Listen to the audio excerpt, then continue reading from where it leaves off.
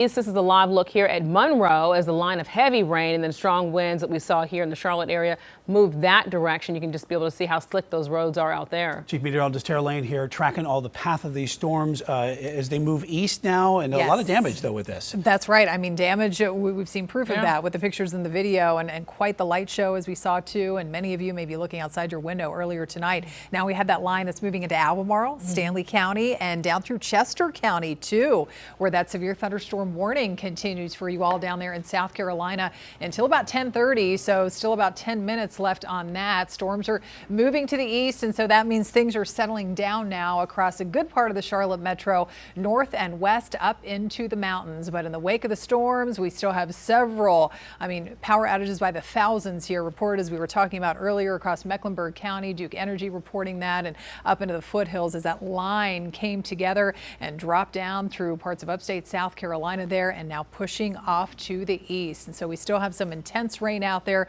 lots of lightning, and as I mentioned, that severe thunderstorm warning for you all in Chester County, and really the northern edge of this batch of storms still skimming along parts of the Rock Hill area heading into Tega Cay. Torrential rain, a ton of lightning here. So that's pushing to the east. That means next up will be you all in Lancaster County. So it's still possible we can get some real intense, even damaging wind gusts moving into your neck of the woods there. Lancaster County down just to the north of Heath Springs, especially, and heading east along that stretch of Highway 9. Then we look up to the north and east of there, and we saw that the wet picture over downtown Monroe. Heavy rain continues. Marshville, nothing severe. And then we look up into Stanley County, and we've had some intense rain. It looks like it's trying to weaken a little bit, heading toward Norwood and eventually out toward Troy and Mount Gilead there in that part of Montgomery County. Then we see a break in the mountains and foothills, but now we're talking about more clusters of storms dropping back into sections of southern Kentucky. They were tracking these earlier this afternoon. Parts of Middle Tennessee, Nashville, and Murfreesboro. We saw some of that damage. Maybe you saw that. A confirmed EF0 tornado right on the MTSU, Middle Tennessee State University campus. That's dropping to the south and east, and we'll see how much of that holds together into the night and could impact the mountains with at least a little bit of rain maybe early tomorrow morning. But future radar shows here we are as we advance into midnight and beyond. Things will continue to move off to the east. The scattered storms settle down overnight.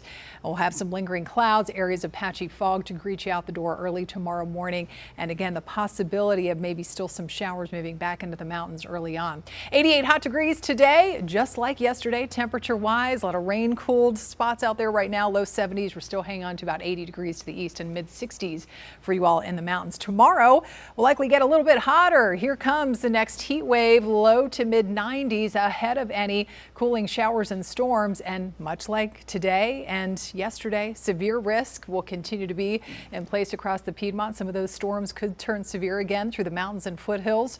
Damaging wind gusts will be the main threat, and we'll have to watch for more flooding issues with just these torrential rounds of rain coming through. So let's check it out. Again, early tomorrow morning, there's a possibility of a little bit of rain, maybe an isolated storm up in the mountains, but you know the drill. Once we move past lunchtime, mid to late afternoon, could be tracking more clusters of downpours, scattered storms. All of that will move out. We get a break overnight and early Thursday morning. By Thursday afternoon, we'll likely be tracking another complex of stormy weather diving in from northwest to south and east and through our area. So the stormy pattern continues along with the hot weather pattern. We have some sweltering conditions ahead.